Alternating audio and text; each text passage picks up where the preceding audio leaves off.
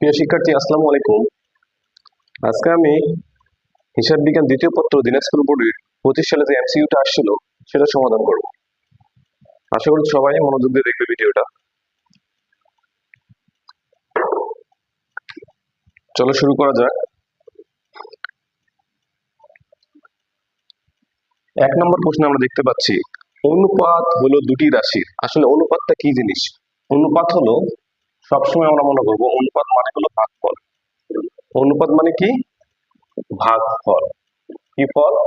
ভাগফল মানে যে কোনো একটা সংখ্যাকে ভাগ করা। যেরকম আমরা যদি 1 কে 2 দ্বারা ভাগ করি বা 4 কে 2 দ্বারা ভাগ করি, এটাই আমাদের কি? ভাগফল। তার মানে অনুপাত মানে কি? অনুপাত হলো দুটি রাশির কি? ভাগফল। এখানে দেওয়া আছে ক নম্বর আছে যোগফল, গুণফল, ভাগফল না বিয়োগফল। তাহলে উত্তর হবে কোনটা? ভাগফল। তাহলে একের গ, একের গতে আছে ভাগফল। ভাগফল। 2 নম্বর আমরা দেখি, 2 নম্বর আছে এটা সৃজনশীল দেয়া আছে। আর আমি আজকে চেষ্টা করবো তোমার প্রতিটা প্রশ্ন ব্যাখ্যা সহকারে বিশ্লেষণ করা। কি সহকারে? ব্যাখ্যা সহকারে, যেন তোমাদের বুঝতে সুবিধা হয়। আচ্ছা, আমরা পরের প্রশ্ন দেখতে পাচ্ছি একটি পণ্যের কাঁচামালের ব্যয় 40,000 টাকা। কাঁচামালের ব্যয় কত টাকা? 40,000 টাকা। প্রত্যক্ষ মজুরি 32,000 টাকা। বিক্রয় উপরিব্যয় 12,000 টাকা এবং রূপান্তর ব্যয় 80,000 টাকা। পণ্যটির উৎপাদন উপরিব্যয় কত? চাইছে এখানে কি? উৎপাদন উপরিব্যয়। উৎপাদন উপরিব্যয়। উৎপাদন উপরিব্যয়। তাহলে আমরা উৎপাদন উপরিব্যয় বলতে কোনটা বুঝি? এখানে দেখা যাচ্ছে যে রূপান্তর ব্যয় দেওয়া আছে। কি দেওয়া আছে? রূপান্তর ব্যয়। রূপান্তর ব্যয় দেওয়া আছে অঙ্কে 80,000 টাকা। কত টাকা? 80,000 টাকা। কোনো কিছু প্রত্যক্ষ খরচ প্লাস উপরিব্যয় মানে উৎপাদন উপরিব্যয় সহ যদি যোগ করা হয় তাহলে কিন্তু পাওয়া যায় রূপান্তর ব্যয়। তাহলে কি পাওয়া যায়? রূপান্তর ব্যয় পাওয়া যায়। তাহলে এখানে যেহেতু রূপান্তর ব্যয় দেওয়া আছে প্লাস প্রত্যক্ষ মজুরি দেওয়া আছে। কি দেওয়া আছে? প্রত্যক্ষ মজুরিও দেওয়া আছে। তাহলে আমরা যদি রূপান্তর ব্যয় থেকে যদি প্রত্যক্ষ মজুরিটা বাদ দেই, প্রত্যক্ষ মজুরিটা যদি আমরা বাদ দেই, প্রত্যক্ষ মজুরি দেওয়া আছে ওকে 32,000 টাকা। কত টাকা? 32,000 টাকা। এটা যদি আমরা বাদ দিই তাহলে পাচ্ছি আমরা 48,000 টাকা। কত পাচ্ছি আমরা? 48,000। এই 48,000টাই হলো আমাদের কি? উৎপাদন উপরিব্যয়। উৎপাদন উপরিব্যয়। আশা করি তোমরা বুঝতে পারছো অঙ্কটা। তাহলে আমাদের উত্তর হবে কত? 48,000। আর আমরা 48,000 উত্তর দেখতে পাচ্ছি 2 এর খতে। 2 এর কত? খতে। কত হাজার? 48,000।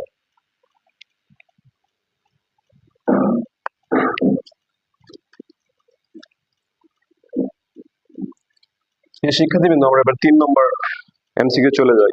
3 নম্বরে বলা আছে উত্তোলনের সুদ ধার্য করলে, এখানে বলছে উত্তোলনের সুদ ধার্য করলে, এটা অবশ্যই অংশীদারি অধ্যায়ের প্রশ্ন। তাহলে উত্তোলনের সুদ যদি ধার্য করে, উত্তোলনের সুদ যদি ধার্য করে তাহলে আমাদের ক নম্বরে বলা আছে মোট লাভ বৃদ্ধি পাবে, নিট লাভ হ্রাস পাবে, বন্টনযোগ্য লাভ বৃদ্ধি পাবে, বন্টনযোগ্য লাভ হ্রাস পাবে। তাহলে যেহেতু এটা প্রতিষ্ঠানের থেকে যদি কেউ উত্তোলন করে নিয়ে যায়, প্রতিষ্ঠান থেকে কোনো টাকা বা কোনো কিছু উত্তোলন করে নিয়ে গেছে, তাহলে প্রতিষ্ঠান সেটার উপর কি পাবে? সুদ পাবে। তাহলে এই সুদটা ওই প্রতিষ্ঠানের জন্য কি? এটা কিন্তু আয় স্বরূপ। কি স্বরূপ? আয় স্বরূপ। তাহলে এখানে বলছে উৎপাদনের সুদ ধার্য করলে কি হবে? মোট লাভ বৃদ্ধি পাবে? কখনোই না। নিট লাভ হ্রাস পাবে? না। বন্টনযোগ্য লাভ বৃদ্ধি পাবে? না। বন্টনযোগ্য লাভ হ্রাস পাবে। তাহলে অবশ্যই হবে বন্টনযোগ্য লাভ বৃদ্ধি পাবে। বন্টনযোগ্য লাভ কি হবে? বৃদ্ধি পাবে। তাহলে আমরা উত্তর দেখতে পাচ্ছি 3-এর গতে আছে যে বন্টনযোগ্য লাভ বৃদ্ধি পাবে।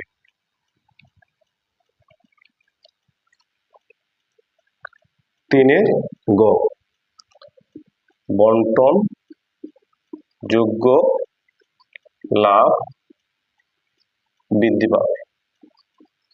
যেহেতু এটা অংশীদারি প্রতিষ্ঠান, বন্টনযোগ্য লাভ বৃদ্ধি পাবে। আমরা 4 নম্বরে যাই। 4 নম্বরে দেখতে পাচ্ছি চুক্তির অবর্তমানে অংশীদার ঋণের সুদের বিধান কি? আমরা যারা অংশীদার অধ্যায় ভালো করে পড়ছি আমরা সবাই জানি যে যদি ঋণের উপর কোনো পার্সেন্টেজ বা সুদের হার দেওয়া না থাকে তাহলে আমাদের কত পার্সেন্ট ধরতে হয়? ঋণের উপর 6% সুদ ধরতে হয়। তাহলে এখানে দেওয়া আছে 5.5%, 6%, 6.5%, 7%। তাহলে আমরা সহজেই বুঝতে পারছি এটা কত হবে? 6%। তাহলে উত্তর দেওয়া আছে খতে। কত পার্সেন্ট? 6%। 5 নম্বরে যাই আমরা। 5 নম্বরে দেখতে পাচ্ছি যে নতুন আয়কর সঞ্চিতি দেখানো হয়। নতুন আয়কর সঞ্চিতি দেখানো হয়, এটা হলো আমাদের আর্থিক অবস্থা বিবরণী অধ্যায়ের প্রশ্ন। কোন অধ্যায়ের? আর্থিক অবস্থা বিবরণী। এখানে বলছে নতুন আয়কর সঞ্চিতি দেখানো হয়, মানে নতুন আয়কর সঞ্চিতিটা কোথায় কোথায় দেখাতে হয়। তাহলে আমরা জানি নতুন আয়কর সঞ্চিতি সাধারণত সংরক্ষিত আয় দেখানো হয় না। এখানে অপশন আছে আয় বিবরণীতে, সংরক্ষিত আয় বিবরণীতে, আর্থিক অবস্থার বিবরণীতে। তাহলে আমরা পাচ্ছি যেহেতু এটা একটা সমন্বয় রিলেটেড জিনিস, এখানে আসবে আয় বিবরণীতে। কোথায় আসবে? আয় বিবরণীতে আর আর্থিক অবস্থার বিবরণীতে। তাহলে এটার উত্তর দেওয়া আছে 5-এর গতে। 5-এর গ সঠিক উত্তরটা হবে 5-এর গ। তাহলে আমরা এখানে কি পাচ্ছি? 5-এর গতে আছে 1 নম্বর আর আছে 1, 2, 3, মানে আয় বিবরণী ও আর্থিক অবস্থার বিবরণী। আয় বিবরণী ও আর্থিক অবস্থার বিবরণী।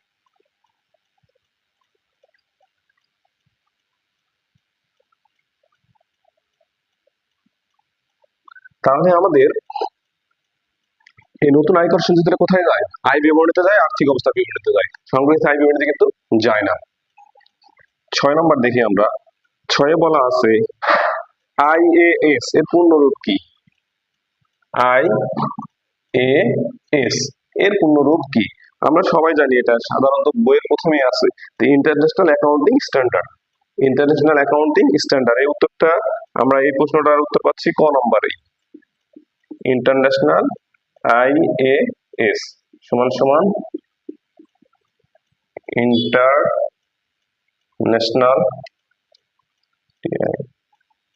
International IAS international accounting standard.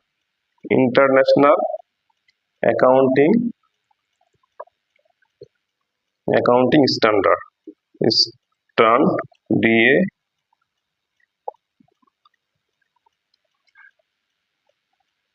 RDS international accounting standard, IS এর হলো পূর্ণরূপ। এটা থিওরি রিলেটেড প্রশ্ন।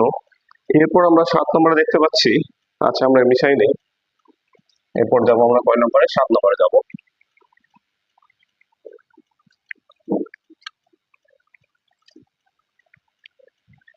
7 নম্বরে এখানে প্রশ্ন দেওয়া আছে শেয়ার অবহার কি? শেয়ার অবহার কি? এটা প্রশ্ন না দেখলে তোমরা অ্যান্সার করতে পারবা। শেয়ার অবহারটা আসলে কি জিনিস? একটা অলিক ভুয়া বা কাল্পনিক সম্পদ, যে যার নামে বলে। তাহলে এটা কি সম্পদ? অলিক সম্পদ, কাল্পনিক সম্পদ, ভুয়া সম্পদ। তাহলে উত্তর দেওয়া আছে এখানে অলিক সম্পদ। এটা আছে ঘতে। 7-এর কোথায়? ঘতে আছে। এটা উত্তর হলো শেয়ার অবহার। শেয়ার অবহার, শেয়ার অবহার। এখানে প্রশ্নটা দেওয়া আসলে শেয়ার অবহারটা কি? এটার উত্তর হবে অলিক সম্পদ। অলিক সম্পদ, ভুয়া সম্পদ, কাল্পনিক সম্পদ সব হতে পারে। 8 নম্বর দেখি আমরা। 8-এ আছে কোম্পানি প্রথমে যে শেয়ার বিক্রি করে তাকে কি বলে? আচ্ছা, কোন একটা কোম্পানি যখন ফার্স্টে প্রচার করে, কোনো কিছু যখন প্রচার করে যে কোনো পাবলিকের কাছে, তখন যে শেয়ারটা কি করে, শেয়ার বিক্রি করে, তাকে কি বলে? সেটা হলো ইনিশিয়ালিং পাবলিক অফারিং। এখানে সংক্ষিপ্ত ভাবে দেওয়া আছে আইপিও। উত্তরটা আছে ক নম্বরে, আইপিও। এটা পূর্ণরূপ কি? ইনিশিয়াল পাবলিক অফারিং, মানে ফার্স্টে যে শেয়ারটা আমরা কি করি, প্রথমে যে শেয়ার বিক্রির জন্য আমরা কি করি, কোম্পানি যে প্রচার করে থাকে। আচ্ছা 9 নম্বর দেখি আমরা। 9 নম্বরে একটা উদ্দীপক দেওয়া আছে, এখান থেকে 9 ও 10 উত্তর দিতে হবে। তাহলে আমরা এখানে দেখতে পাচ্ছি সুরমা লিমিটেড। সুরমা লিমিটেড এর হিসাব বই থেকে নিম্নত তথ্য সহ নেওয়া হয়েছে। ক্রয় আছে 1,80,000 টাকা। এখানে দেখো ক্রয় আছে, ক্রয় 1,80,000, ক্রয় আছে 1,80,000। তারপরে ক্রয় ফেরত আছে 5,000, ক্রয় ফেরত 5,000। তারপরে দেওয়া আছে আমাদের বিক্রয় দেওয়া আছে 3 লাখ টাকা। বিক্রয় দেওয়া আছে কত? 3 লাখ। বিক্রয় আছে 3 লাখ। তারপর দেখতে পাচ্ছি প্রারম্ভিক মজুদ আছে 30,000, প্রারম্ভিক মজুদ আছে কত টাকা, প্রারম্ভিক মজুদ আছে 30,000, 30,000, সমাপনী মজুদ আছে 20,000, সমাপনী মজুদ 20,000, এই তথ্যগুলো দেওয়া আছে এখানে। আর লাস্টে দেখতে পাচ্ছি আমরা বিক্রয় ফেরত দেওয়া আছে 7,000, বিক্রয় ফেরত 7,000, কত টাকা, 7,000 টাকা। তাহলে আমাদের এই নিম্নোক্ত তথ্যগুলো দেওয়া আছে। তাহলে এখন আমরা দেখব যে এখানে আসলে প্রশ্নতে কি বলছে। প্রশ্নতে বলা আছে সুরমা লিমিটেডের বিক্রিত পণ্যের ব্যয় কত, সুরমা লিমিটেডের বিক্রিত পণ্যের ব্যয় কত। তাহলে আমরা বিক্রিত পণ্যের ব্যয় কোন কোন তথ্য থেকে পাই, আমরা পাই ক্রয়, তার সাথে প্রারম্ভিক মজুদ যোগ হয়, আর কি বাদ যায়, সমাপনী মজুদ বাদ যায়। কিন্তু এখানে দেখা যাচ্ছে ক্রয়ের সঙ্গে কাজ আছে, কিন্তু এখানে ক্রয়ের সঙ্গে কি আছে, ক্রয় ফেরত আছে। তাহলে এখানে আসলে দাঁড়াবে কত হাজার টাকা, 1,80,000 থেকে যদি 5,000 বাদ যায় তাহলে এখানে 1,75,000 থাকলো আমাদের, 1,75,000। তাহলে আমরা কি করব, এই 1,75,000 সাথে যোগ করব কত, এই প্রারম্ভিক মজুদটা 30,000, কত হাজার, 30,000 যোগ করবো আমরা। তাহলে আমাদের হবে কত, 2,05,000, 2,00,000 কত হাজার, 5,000। এখান থেকে আমরা কি করব, সমাপনী মজুদটা বাদ দিব। কি বাদ দিব, সমাপনী মজুদ। তাহলে আমরা অঙ্কে দেখতে পাচ্ছি সমাপনী মজুদ আছে 20,000, কত হাজার আছে, 20,000। তাহলে আমাদের সূত্র অনুযায়ী এখান থেকে কত বাদ দিতে হবে, 20,000 বাদ দিতে হবে। তাহলে আমাদের উত্তর হচ্ছে কত, 1,85,000, 1,85,000। এই 1,85,000ই হলো আমাদের কি, বিক্রিত পণ্যের ব্যয়। তাহলে আমাদের প্রশ্ন উত্তর আমরা পেয়ে গেলাম। প্রশ্নে বলা ছিল সুরমা লিমিটেডের বিক্রিত পণ্যের ব্যয় কত। তাহলে উত্তরটা দেওয়া আছে খ নম্বরে, 9 কত আছে, খতে, যে 1,85,000, 1,85,000 টাকা। ঠিক আছে, এবার আমরা 10 নম্বরে দেখি। 10 নম্বরে এখান থেকে যেহেতু বলছে সুরমা লিমিটেডের সমাপনী মজুদ পণ্যের অধিক মূল্যায়ন করলে, যদি সমাপনী মজুদ পণ্য এখানে আসছিল কত হাজার, 20,000, আচ্ছা এর থেকে যদি অধিক মূল্যায়ন করে 30,000, 40,000, 50,000 যদি ধরে, তাহলে আমাদের কি হবে, এখানে একটা থিওরি রিলেটেড কিন্তু প্রশ্ন থেকে বের করতে হবে। এখানে বলছে সুরমা লিমিটেড সমাপনী মজুদ পণ্যের অধিক মূল্যায়ন করলে বিক্রিত পণ্যের ব্যয় বৃদ্ধি পাবে, মোট লাভ হ্রাস পাবে, মোট লাভ বৃদ্ধি পাবে, মোট লাভ অপরিবর্তিত থাকবে। আচ্ছা কোন প্রতিষ্ঠান যদি তার কোনো কিছু রাখে দেয়, প্রতিষ্ঠানে কি রেখে দেয়, লাস্টে সমাপনী মজুদ করে রেখে দেয়, তাহলে অবশ্যই প্রতিষ্ঠানটার কি হবে, মোট লাভ কিন্তু কি হবে, বৃদ্ধি পাবে। কিন্তু মোট লাভ কি হবে, বৃদ্ধি পাবে। যদি কমাই দিত তাহলে কিন্তু মোট লাভ কিন্তু কমে যেত। তাহলে এটার মোট লাভ বৃদ্ধি পাবে, উত্তর আছে 10-এর গতে, 10-এর গ, 10-এর কত, গ। তাহলে এটার উত্তর হবে কি, মোট লাভ বৃদ্ধি পাবে।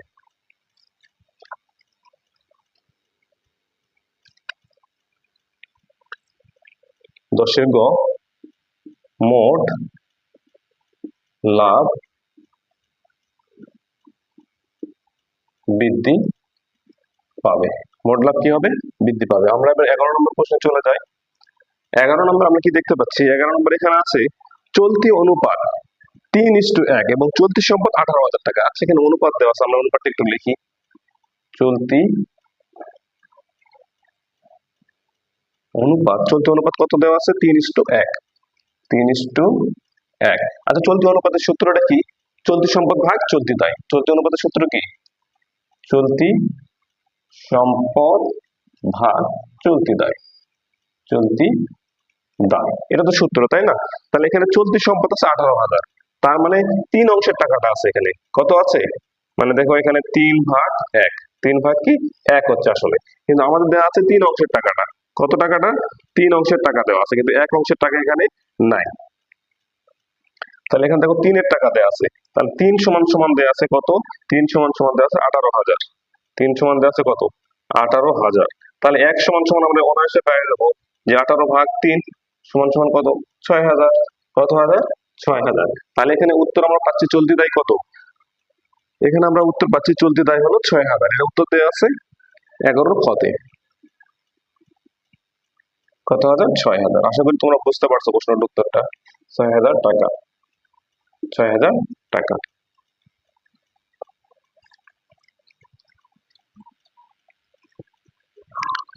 শিক্ষার্থীবৃন্দ আমরা এবার চলে যাব 12 নম্বরে। 12 নম্বরে থিওরি রিলেটেড দিয়েছে, কিন্তু অবশ্য প্রশ্ন থেকে দিয়েছে কোনটি ঋণ পরিশোধ ক্ষমতার নির্দেশক অনুপাত। মানে ঋণ পরিশোধ ক্ষমতা, মানে তাৎক্ষণিক তুমি কি করতে পারবা, ঋণ পরিশোধ করতে পারবা, মানে এটা অনুপাত বিশ্লেষণ থেকে আসছে।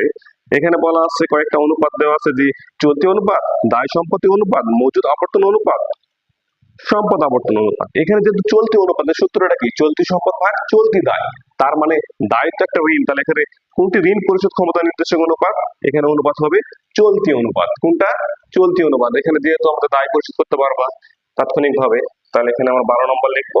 12 উত্তর হবে ক, চলতি অনুপাত।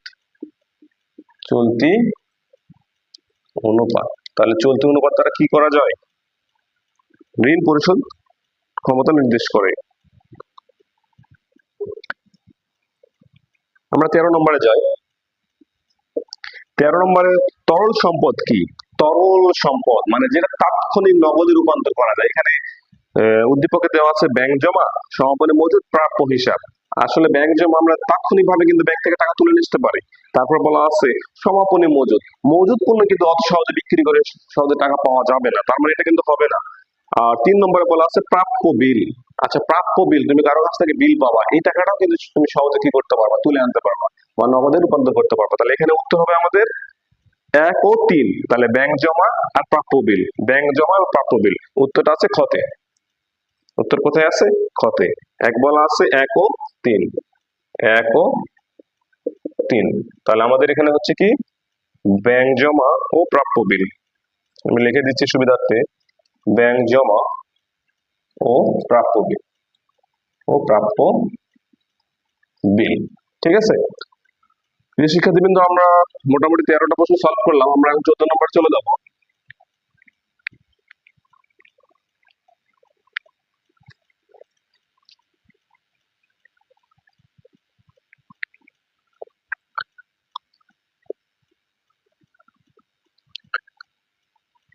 চোদ্দ নম্বর দেখতে পাচ্ছি মাল খতিয়ান রিলেটেড, মানে এটা হলো আমাদের লিখো যে অধ্যায়টা ছিল মজুর হিসাব রক্ষণ পদ্ধতি, ওই অধ্যায় থেকে প্রশ্ন আসছে। বলা আছে মাল খতিয়ানে কোথায় সংরক্ষণ করা থাকে, মাল খতিয়ান কোথায় সংরক্ষণ করা থাকে, ক্রয় বিভাগে কখনো হবে না, গুদাম ঘরে না আর্থিক হিসাব বিভাগে, এটাও হবে না। ঘ নম্বর আছে উৎপাদন ব্যয় বিভাগে। তাহলে মাল খতিয়ানের কি কাজই হলো উৎপাদন ব্যয় নির্ণয় করা। তাহলে আমরা এখানে পাচ্ছি উত্তর 14 ঘ, উৎপাদন ব্যয় বিভাগে। 14 ঘ, উৎপাদন উৎপাদন ব্যয় বিভাগে, উৎপাদন ব্যয় বিভাগে। তোমরা তোমাদের প্রশ্নের সাথে উত্তরগুলো মিলাই নিবা, বিভাগে।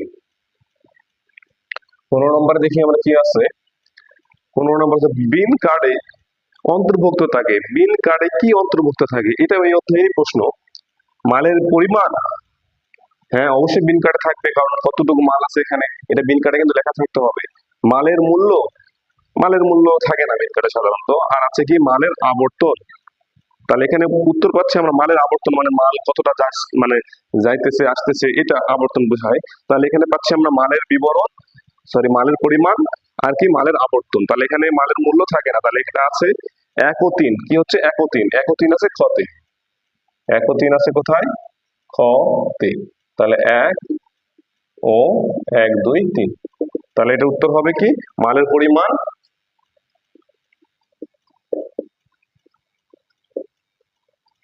ও, মালের পরিমাণ ও, আর এটা কি আছে মালের আবর্তন, মালের আবর্তন। 16 নম্বরে যাই আমরা। 16 নম্বরে এই অধ্যায় থেকে প্রশ্ন দিয়েছে নিত্য মজুদ ব্যবস্থায় কোন সমাপনী মজুদ পণ্যের পরিমাণ নির্ণয় করা হয়। নিত্য মজুদ মানে যখনই তুমি কিনছো তখনই মজুদ করতেছো, মানে যখনই আমরা পণ্য কিনছি ওই মাত্রই মজুদ করতেছি। এখানে বলা আছে যে নিত্য মজুদ ব্যবস্থায় কখন সমাপনী মজুদ পণ্যের পরিমাণ নির্ণয় করা হয়। 1 মাস পরে, 6 মাস পর, যে কোনো সময়, হিসাবকাল শেষে, যখনই আমরা কিনি তখনই মজুদ করি। এটা কোন পদ্ধতিতে, নিত্য মজুদ পদ্ধতি। তাহলে এখানে আছে কোনো মাস হবে না, এখানে বলছে যে কোনো সময় আমরা কি করতে পারি, মজুদ করতে পারি। তাহলে এটা উত্তর হবে গ, উত্তর কত হবে গতে। তাহলে আমরা লিখবো কি যে কোনো সময়, যে কোনো সময়, যে কোনো সময় আমাদের কি করা হয়, মজুদ করা হয় নিত্য মজুদ পদ্ধতিতে। 17 নম্বরে যাই আমরা। 17তে বলা আছে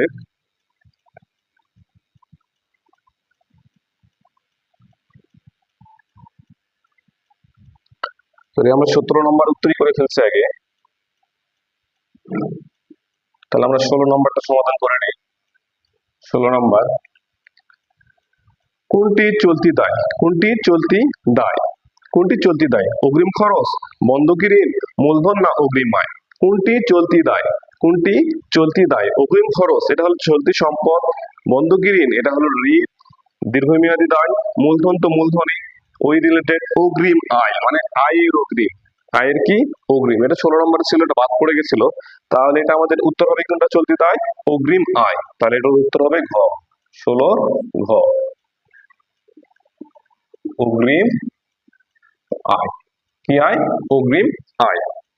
তাহলে আমরা এরপরে চলে যাব 18 নম্বরে। কত নম্বর? 18 নম্বর। 18 নম্বর আমরা কি দেখতে পাচ্ছি? 18 নম্বর আমরা পাচ্ছি মজুদ মূল্যায়নের সহজ পদ্ধতি কোনটি? মজুদ মূল্যায়নের সহজ পদ্ধতি কোনটি? এই লিপো থেকে বহুত অঙ্ক এমসিকিউ আসছে এখানে। আগে আসে আগে ছাড়া পদ্ধতি। মজুদ মূল্যায়নের সহজ পদ্ধতি কোনটা? আগে আসে আগে ছাড়া পদ্ধতি মানে ফিফু পদ্ধতি, পরে আসে আগে ছাড়া পদ্ধতি মানে লিপু পদ্ধতি, ভারযুক্ত পদ্ধতি মানে গড় যে পদ্ধতিটা বলা আছে, আর সাধারণ গড় পদ্ধতি। তাহলে মজুদ মূল্যায়নের সবচেয়ে সহজ পদ্ধতি হলো সাধারণ গড় পদ্ধতি। কি পদ্ধতি? সাধারণ গড় পদ্ধতি। সাধারণ গড় পদ্ধতি আছে ঘতে। তাহলে 18 ঘ, 18 কি ঘ, সাধারণ গড় পদ্ধতি। সাধারণ গড় পদ্ধতি। এরপর দেখি আমরা 19-এ কি বলা আছে। 19-এ যেহেতু উদ্দীপক আছে তাহলে আমরা মিশাই নেই। আমরা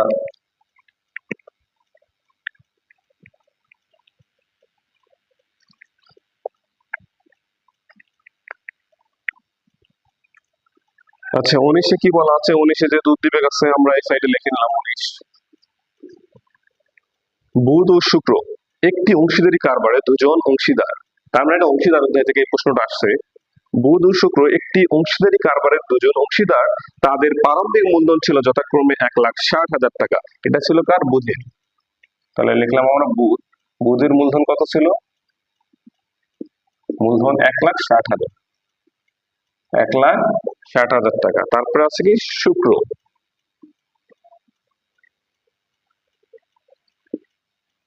শুক্রের মূলধন আছে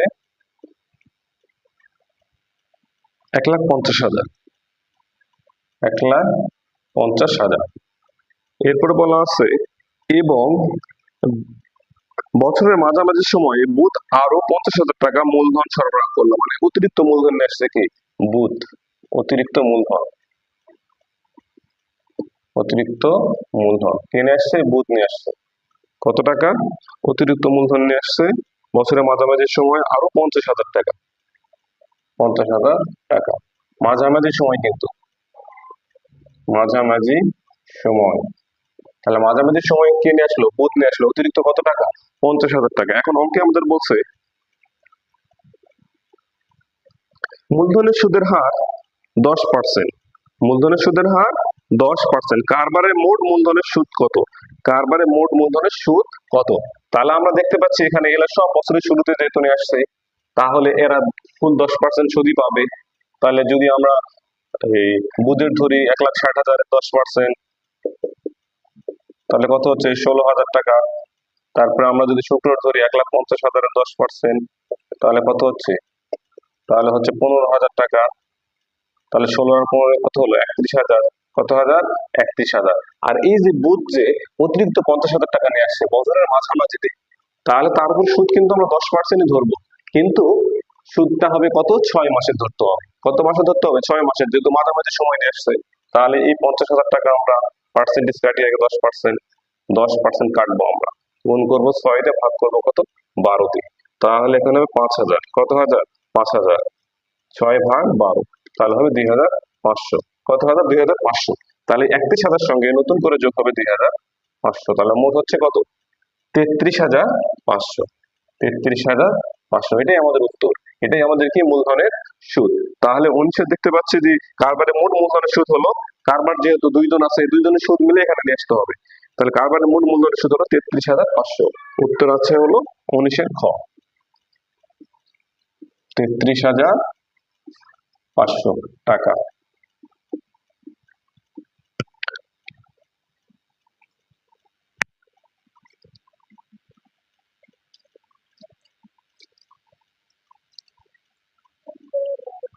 আমরা 20 নম্বর প্রশ্ন দেখি কি বলা আছে।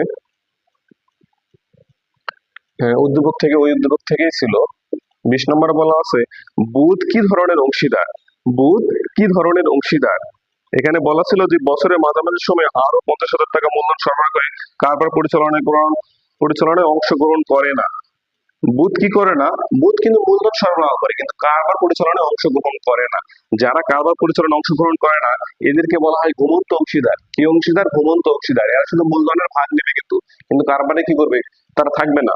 আর আরেকটা আছে নিষ্ক্রিয় অংশীদার। তার মানে এটার উত্তর দেখতে পাচ্ছি আমরা কতে আছে নামমাত্র অংশীদার, এটা তো হবেই না। নিষ্ক্রিয় অংশীদার এটা হতে পারে, সাধারণ অংশীদার এটাও হবে না, ঘুমন্ত অংশীদার এটা হবে। তাহলে এখানে উত্তর দেওয়া আছে দুইটা। 20-এর উত্তর কয়টা আছে? দুইটা। তাহলে দুইটা আমরা দেখতে পাচ্ছি খ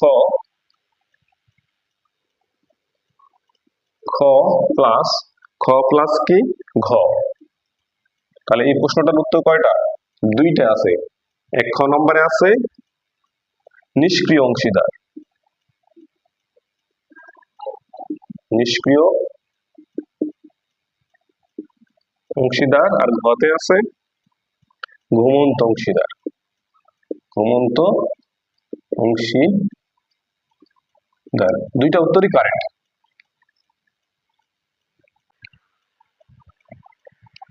আমরা এখন 21 নম্বর প্রশ্ন দেখি। 21 নম্বরে বলা আছে স্টার কোম্পানির অনুমোদিত মূলধন 2 লাখ টাকা। তাহলে 21 নম্বরের অনুমোদিত মূলধন কত আছে? অনুমোদিত মূলধন 2 লাখ টাকা। কত লাখ টাকা? 2 লাখ টাকা। এটা একটা কিসের শেয়ার? যৌথ মূলধনী কোম্পানির শেয়ার অধ্যায়ের প্রশ্ন। তাহলে এখানে আমাদের মূলধন আছে কত? 2 লাখ টাকা। ঠিক আছে। তাহলে এখন আমরা দেখতেছি, তারপরে দেখা যাচ্ছে যে প্রতিটি 10 টাকা মূল্যের 20,000 শেয়ার। তাহলে এখানে শেয়ার সংখ্যা কত? তাহলে শেয়ার মূল্য হলো 10 টাকা। শেয়ার মূল্য 10 টাকা। কয় টাকা? 10 টাকা। তাহলে শেয়ার মূল্য 10 টাকা, অনুমোদিত মূলধন 2 লাখ, শেয়ার সংখ্যা দেওয়া আছে, শেয়ার সংখ্যা 20,000। কত হাজার? শেয়ার সংখ্যা দেওয়া আছে 20,000। এখন বলা আছে যে ইস্যুকৃত মূলধনের পরিমাণ অনুমোদিত মূলধনের 90%। তাহলে আমরা ইস্যুকৃত দেখে নেই। ইস্যুকৃত হলো কত? 20,000-এর 90%। কত পার্সেন্ট? 90%। তাহলে কত হচ্ছে? 18,000। কত হাজার? 18,000। এখন বলা আছে যে ইস্যুকৃত মূলধনের 70% হলো বিলিখিত। 70% কত? বিলিকৃত। তাহলে এখন আমরা দেখতেছি, আমরা যদি ইস্যুকৃত আবার যদি 10 দিয়ে গুণ করে দেই তাহলে আমাদের ইস্যুকৃত পুরো টাকা হবে কত? 1,80,000। কত হাজার? 1,80,000। অঙ্কে বলা আছে যে ইস্যুকৃত মূলধনের 70% হলো বিলিকৃত। তাহলে অঙ্কে চাইছে যে বিলিখিত মূলধনের পরিমাণ কত। অঙ্কে আবার কি চাইছে? বিলিখিত মূলধনের পরিমাণ কত। তাহলে আমরা এই ইস্যুকৃতের উপর আবার কাটবো কত পার্সেন্ট? 70%। কত পার্সেন্ট? 70%। তাহলে 1,80,000 উপর 70% কাটলে হয় 1,26,000। কত হাজার? 1,26,000। তাহলে আমাদের বিলিকৃত কত? বিলিকৃত হলো 1,26,000। তাহলে উত্তর কত? 1,26,000 আছে 21-এর ঘ। তাহলে 1,26,000 টাকা। 1,26,000 টাকা। ঠিক আছে। তাহলে আমরা এরপর 22 নম্বর দেখি। 22 নম্বরে কি বলা আছে? 22 নম্বর থিওরি রিলেটেড বলছে মুনাফাবিহীন পণ্য বিক্রয় বাদ দিতে হয়। মুনাফাবিহীন পণ্য বিক্রয় বাদ দিতে হয়। তাহলে যে পণ্যটা বিক্রয় করে আমাদের কি হয়েছে? আমাদের লাভও হয়নি, আমাদের ক্ষতিও হয়নি। যে দামে আমরা কিনছি সে দামে আমরা কি করছি? বিক্রি করছি। তাহলে এখানে দেখা যাচ্ছে যে 1 নম্বরে বলছে কোথা থেকে বাদ দিতে হয়? মুনাফাবিহীন পণ্য বিক্রয় বিক্রয় হতে সমাপনী মজুত হতে। মুনাফাবিহীন পণ্য বিক্রয় যদি থাকে তাহলে ক্রয় থেকেও বাদ দিতে হয়, বিক্রয় থেকেও বাদ দিতে হয়। যেহেতু এখানে কি হয়েছে? আমাদের কোনো লাভও হয়নি, কোনো ক্ষতিও হয়নি। তাহলে 1 আর 2 আছে ক্রয় হতে বিক্রয় হতে। তাহলে 22-এর ক। 22-এর ক উত্তর 1 নম্বর ও 2। তাহলে উত্তরটা হচ্ছে ক্রয় হতে ও বিক্রয় হতে। ক্রয় হতে ও বিক্রয় হতে। তাহলে মুনাফাবিহীন বিক্রয় কোথা থেকে বাদ দিব? আমরা ক্রয় হতেও বাদ দিব, বিক্রয় হতেও বাদ দিব। এবার 23 নম্বর দেখি আমরা। 23 নম্বরে বলা আছে কোনটি মুখ্য ব্যয়ের উপাদান, কোনটি মুখ্য ব্যয়ের উপাদান। এখানে আছে ভাড়া প্রদান, এটা পরোক্ষ ব্যয়, পরোক্ষ কাঁচামাল এটাও পরোক্ষ ব্যয়, প্রত্যক্ষ শ্রম এটা প্রত্যক্ষ খরচ, কারখানার বীমা এটা হলো আমাদের কি পরোক্ষ ব্যয়। তাহলে প্রত্যক্ষ যে খরচটা এটা কার ভিতর থাকে, এটা মুখ্য ব্যয়ের ভিতর থাকে, কার ভিতর থাকে, মুখ্য ব্যয়ের ভিতর। তাহলে এখানে উত্তর হচ্ছে কোনটা, গ নম্বরে দেওয়া আছে প্রত্যক্ষ শ্রম। তার মানে যেগুলা প্রত্যক্ষ খরচ যেগুলা মুখ্য ব্যয়ের মধ্যে থাকে। তাহলে 23-এর গ, 23-এর কত, গ। তাহলে আমাদের কি হয়, প্রত্যক্ষ শ্রম। প্রত্যক্ষ শ্রম কার ভিতর থাকে, মুখ্য ব্যয়ের ভিতর থাকে, প্রত্যক্ষ শ্রম, প্রত্যক্ষ শ্রম।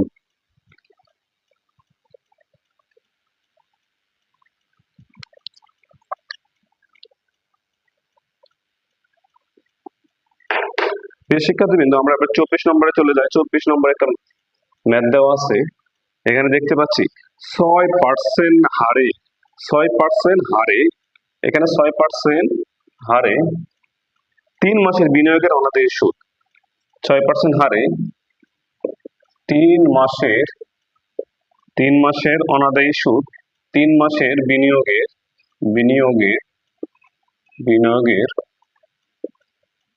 অনাদায়ী সুদ। অনাদায়ী সুদ হলো কত টাকা, 300 টাকা। কত টাকা, 300 টাকা। অনাদায়ী সুদ 300 টাকা হলে বার্ষিক বিনিয়োগের পরিমাণ কত, হলে বার্ষিক বিনিয়োগের পরিমাণ কত, বার্ষিক বিনিয়োগের পরিমাণ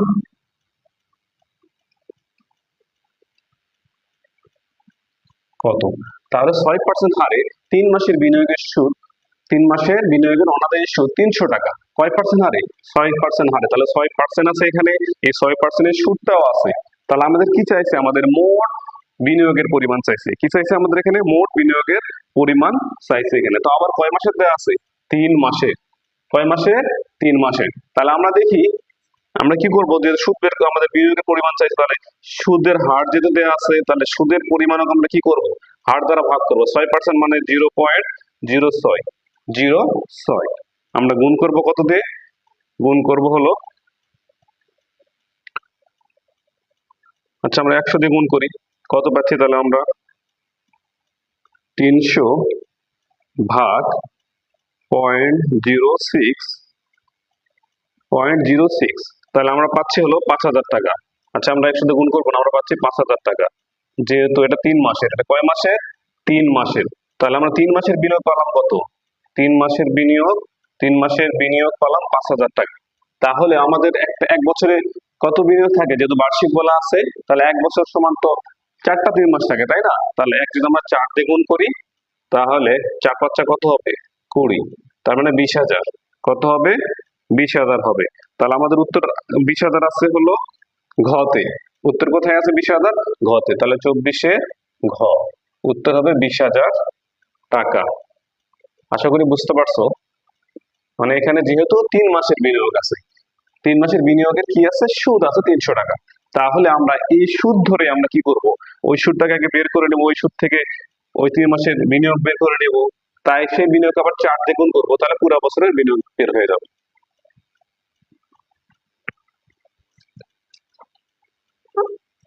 আমরা 25 নম্বরে যাই। 25 নম্বরে কি বলা আছে দেখি। 25 নম্বর ছোট প্রশ্ন বলা আছে, মোট লাভ অনুপাত দ্বারা যাচাই করা হয় প্রতিষ্ঠানের মোট লাভ।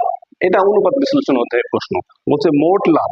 আচ্ছা মোট লাভ যেহেতু বলা আছে, তাহলে লাভ রিলেটেড কোনো কিছু থাকবে এখানে।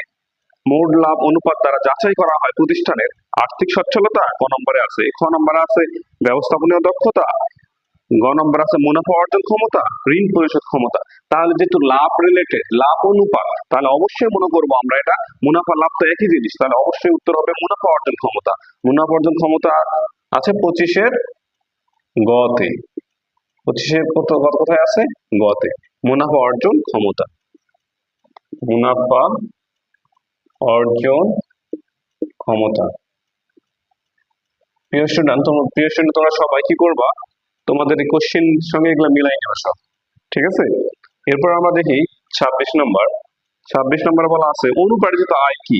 অনুপার্জিত আয় মানে আমি এখনো কাউকে সেবাই দেইনি, অগ্রিম টাকা খাই রাখছি, তাহলে একটা আমাদের কাছে কি দায় হয়ে থাকবে না? এটার উত্তর সহজে বোঝা যাচ্ছে যে অনুপার্জিত আয় একটি দায়। তাহলে এখানে অপশনে আছে ব্যয় সম্পদ আয় দায়, তাহলে বোঝা যাচ্ছে যে 26-এর ঘতে আছে দায়। 26-এর ঘতে কি আছে? দায়। তাহলে অনুপার্জিত আয় একটা দায়। 27 নম্বর দেখি আমরা। 27 বলা আছে কোনটি আর্থিক অবস্থার বিবরণীতে অসমন্বিত ব্যয় হিসেবে দেখানো হয়? কোনটি আর্থিক অবস্থার বিবরণীতে? আমরা জানি যৌথ মূলধনী কোম্পানির শেয়ার অর্থায় আমাদের কি চাই? জাবেদা চাই, তার সাথে আবার কি থাকে? আর্থিক অবস্থার বিবরণী থাকে। এখানে দুইটা সাইড থাকে, সম্পত্তির সাইডে বলছে যে কোনটি আর্থিক অবস্থার বিবরণীতে অসমন্বিত ব্যয় হিসেবে দেখানো হয়। আমরা জানি অসমন্বিত ব্যয় সাধারণত শেয়ার অবলম্বনের কমিশন, শেয়ার অফার, এগুলো সাধারণত হয়ে থাকে। এখানে দেখা যাচ্ছে যে শেয়ার মূলধন আছে, শেয়ার অধিহার আছে, শেয়ার অবহার আছে, নিমজ্জিত তহবিল আছে। তাহলে আমরা উত্তর পেয়ে গেছি কি? শেয়ার অবহার। তাহলে 27-এর গতে আছে শেয়ার অবহার। 27-এর গতে আছে শেয়ার অবহার। এটা একটি কি? অসমন্বিত ব্যয়। আমরা 28 নম্বর দেখি। 28-এ বলা আছে বিদ্যমান শেয়ার হোল্ডারদের মধ্যে বিলি করা হয় যারা বিদ্যমান আছে প্রতিষ্ঠানে, সেই শেয়ার হোল্ডারদের মাধ্যমে বিলি করা হয় কি শেয়ার? সাধারণ শেয়ার, বোনাস শেয়ার না রাইট শেয়ার? সাধারণ শেয়ার তো বিদ্যমানের মধ্যে বিলি করা হয় না, তাহলে বোনাস শেয়ার হয় আর কি হয়? রাইট শেয়ার হয়। বোনাস শেয়ার আর রাইট শেয়ার। তাহলে 2 আর 3-এ আছে, সেই উত্তর দেওয়া আছে খতে। উত্তর কোথায় আছে? খতে আমরা উত্তর পাচ্ছি যে হলো 2 এবং 3। 2 ও 3 মানে বোনাস শেয়ার এবং রাইট শেয়ার। বোনাস শেয়ার ও রাইট শেয়ার। বোনাস শেয়ার এবং রাইট শেয়ার।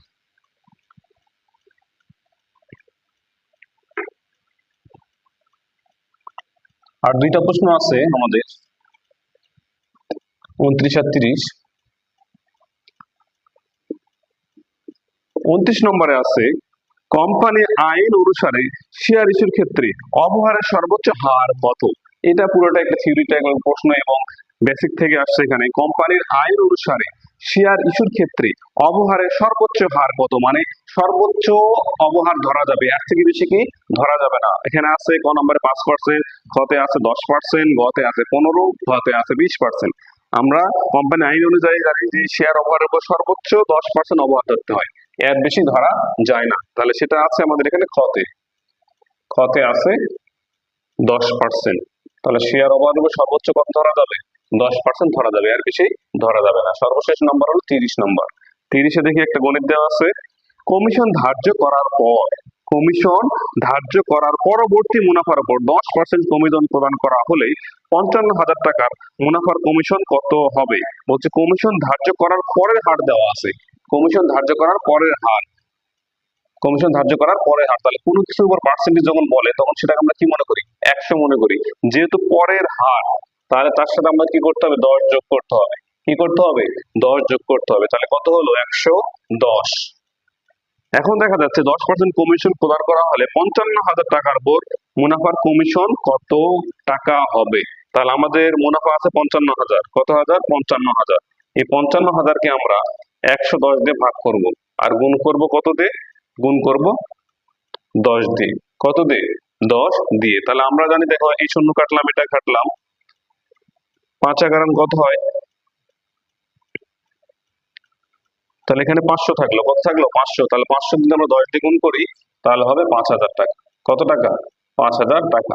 যেহেতু এখানে বলা ছিল কি কমিশন ধার্য করার পরবর্তী মুনাফার উপর, কিন্তু এখানে মোট মুনাফাটা হচ্ছে আগের। তাহলে অবশ্যই আমরা মনে করবো 100 প্লাস 10, তাহলে 110।